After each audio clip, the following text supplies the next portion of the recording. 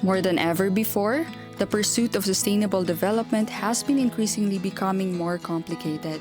As the population grows, the demand for expansion and intensification of economic activities continues to increase, often with the negative consequences on the environment, natural resources, and ecosystems. Competition for land, water, and other natural resources is rising, and if not properly managed, could threaten the sustainability of these resources along with the vital services being provided by ecosystems.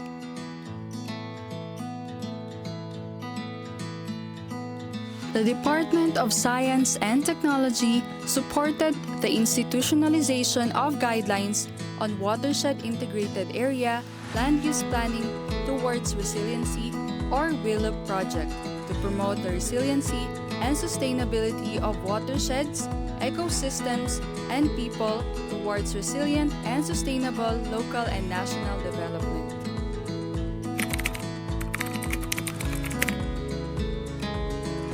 Ang aspiration ng Wilup Project ay simple lang. Gusto natin na ang mga local government units ay matuto ng tamang paggamit ng ridge-to-reef approach, watershed ecosystem management framework, sa pagbubuo ng kanilang CLUP. At sa mga probinsya naman, para sa pagbuo ng kanilang Provincial Development Physical Framework Plan o yung PDPFP. We really would like to instill and incorporate in the land use planning process the watershed as the basic planning unit in their planning process. Naniniwala tayo na ang ridge-to-reef approach at watershed ecosystem management approach ay siyang pinakamainam upang ang ating mga plano ng local government units ay tunay na maging integrated and harmonized with one another. And at the same time also gusto natin na ang CLUP at PDPFP ng mga LGUs ay siyang maging basihan ng pagpaplano din at mga programa ng mga national government agencies at ito ay maging isang buong programa na sumusuporta sa local development plan. Provide a capacity building for the local government units for them to properly align the planning process with respect to ridge-to-reef watershed ecosystem management approach.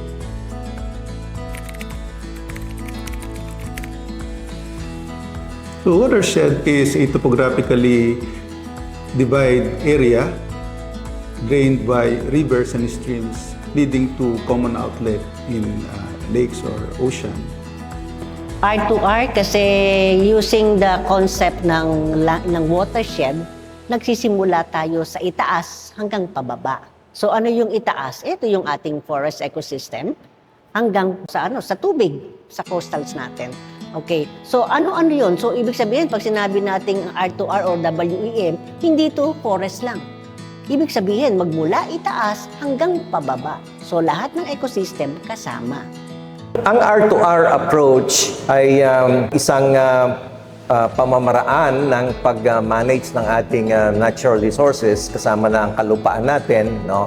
At ang katubigan na kung saan ang premise or yung kumbaga yung basihan ay yung interconnection ng ating kalupaan at katubigan. Makikita natin na ang anumang nangyayari sa ating kalupaan ito ay agos papunta sa karagatan at ito yung gusto nating maisaalang-alang no, kapag tayo gumagawa ng decision kung ano ang gagawin natin sa ating kalupaan or doon sa watershed part ng ridge-to-reef unit.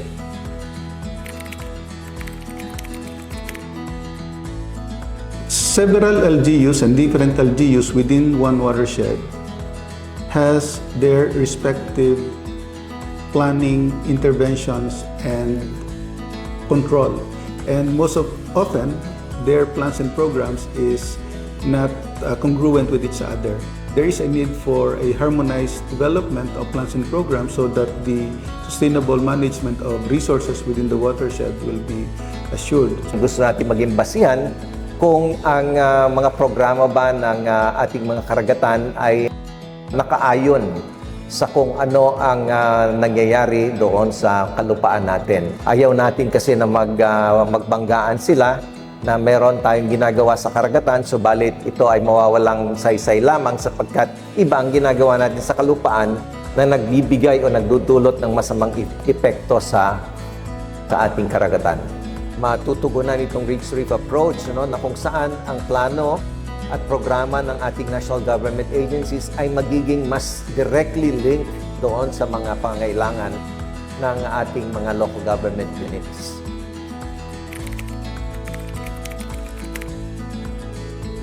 So, whenever we develop plan, ang pinakaunang challenge talaga namin is yung availability ng data.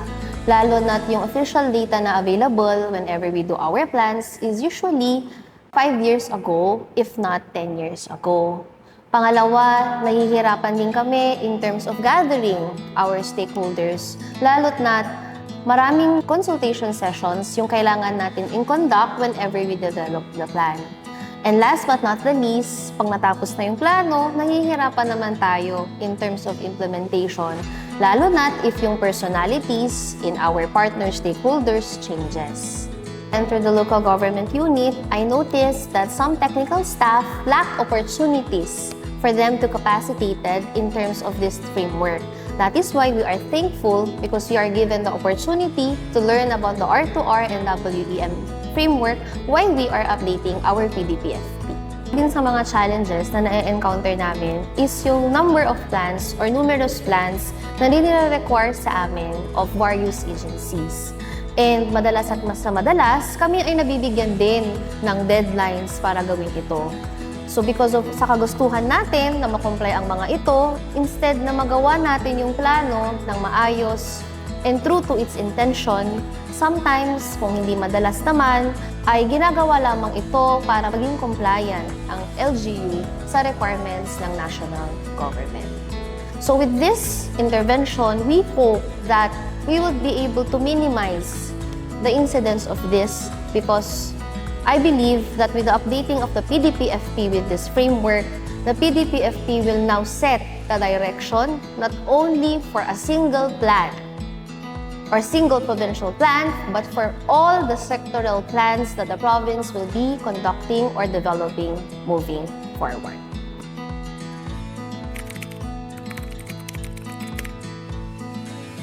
Well, to my fellow mayors, we have been meeting every month. Lagi natin napag-uusapan yung ating likas yaman. This R2R framework will surely help us and guide us to make better plans for our town. Ang likas yaman natin ay ang priority. Our environment is what matters in our roles as the local chief executive. So to my fellow mayors, bigyan nyo lang kami ng time, then we'll present to you. Maniwala kayo, the R2R project is really worth it. I believe that in order for the framework to be institutionalized, it is important that not only one province, but all 82 provinces in the Philippines adopt this approach in terms of their land use planning.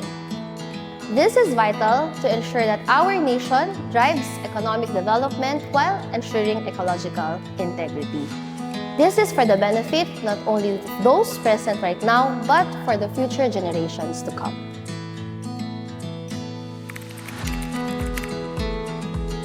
Some very important activities namin during the 2 years implementation ng Wilup. Importante kasi dapat meron kang ka-meeting, meron kang kakonsultasyon. Kaya we did a lot of consultations with the different line agencies like DNR at ang importante DSUD, na dating HLURB, ngayon po ay DSUD. So marami pa po, meron po kami mga DA and even po yung ating Philippine Climate Commission. Siya po yung una po namin naging balikat nung ginawa po namin yung isang forum na yon with the help ng PCC.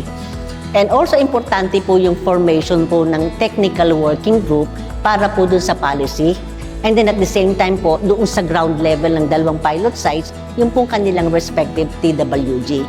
And at the same time, we also maintain po yung ating advisory board, wherein ito po yung mga heads ng mga agencies na talagang sa kanila po dadaan ang proseso ng formulate ng ating clue using the R2R or the WEM. We also did a lot of meetings, consultations, workshops with DNR, wherein nakita po namin yung importansya na magkaroon po ng harmonization ng mga different plans. Not only this club, but the other plans or mandated plans, hindi lang po ng LGU, even po yung ating mga national agencies. Nagkaroon din po kami ng isang in coordination with PICARD po.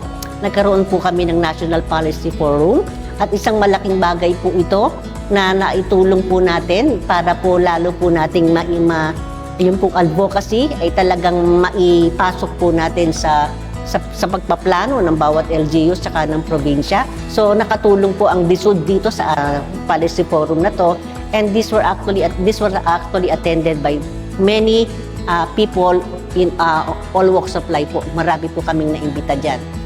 And also in coordination with the SUD, okay, we were invited in one of their side events, okay, wherein we also invited Diliman to assist us in terms of them, for them to demonstrate the use of their board game. Okay? So, marami po kaming mga participants na talagang overcrowded kami sa area, and then talagang nag-participate po sila in using the board game, and then they appreciated through that board game yung pong paggamit po ng R2R or the WEM. In terms of policy advocacy activities, specifically on the IEC, Information Education Campaign, okay? We have at present the website. To hope mabisit po ninyo yung aming website. Maganda po yun. And then we also participated dun sa PAC. Ano yung PAC? That's the para sa agrikultura at kalikasan. So ito po ay isang live coverage po, okay? Covering the different topics, but specifically series of lectures po ito wherein we invited guests, specifically po yung aming experts on watershed and other people involved, discussing the advocacy po ng R2R and the WEM. We also have physical maths, and we also have the demonstration of the application of the R2R or the WEM approach into LGUs. We would like to encourage you to please visit our Facebook webpage. Okay po. Ang ganda po ng mga laman noon, and then we hope to hear your comments and suggestions. And then we also have the brochure and the toolkit na makakatulong po yan doon po sa masa and even sa mga line agencies po.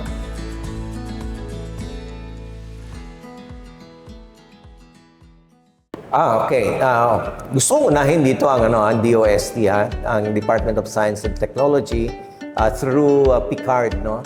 Kasi kung wala sa kanila at kung hindi nila na-appreciate itong kahalagahan ng Rich Reef approach, watershed ecosystem management approach, palagi ko wala itong project na ito, no? At nagpapasalamat tayo sa kanila, no, sa pagbibigay ng suporta dito sa project na to. Saludo ako sa DOST sapagkat dito na-recognize nila na ang research support nila ay mangyayari lamang na magkaroon ng ibayong epekto sa society kung ito ay dadalhin sa level na i-adapt or tatanggapin ng mga may kinalang mga kliyente, mga clientele ng mga research outputs, no?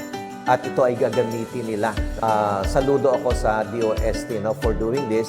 And then of course, the SUD, is an important agency that is working with us, and hopefully we can continue to work with them even after the project. And then DILG and NEDA, and of course DNR, no? DNR, I think, was the very first agency even before the SUD na nilapitan natin because of the fact that sila yung mayroong concerns, no, pagdating sa mga watersheds natin, no? And of course, ang mga local government units na ating kapartners dito, no? Ang Los Baños, Laguna, no, LGU sa pangunguna ni Mayor Ton Genuino, no, at ang kanyang mga kasamahan dito. And of course, gusto din natin pasalamatan ang San Gabriel, La Union sa pangunguna ni Mayor Lani Carbonell at ng kanyang mga kasamahan din sa pamahalaan ng San Gabriel. And last but not the least, gusto nating kilalanin dito ang napakahalagang role ng PLGU ng La Union sa pangunguna ni Governor Rafi Ortega David, no, kasama ng kanyang PPDO na si Miss Nika Delfinado, no, at ang kanyang mga kasamahan sa PPDO. Sila ay napaka-concerned and sila ay napaka-supportive dito sa ating ginagawa sa La Union, no? And ngayon nga tayo ay meron ng direktahang project sa kanila, yung updating ng kanilang PDPFT, no? At silang kauna-unahan na tutulungan natin sa pag-update ng PDPFT using the Ridge to Reef Watershed Ecosystem Management Framework. So maraming salamat sa inyong lahat, sa inyong pakikipag-partner sa amin dito. Isang karangalan at pribilehyo para sa UP Los Baños.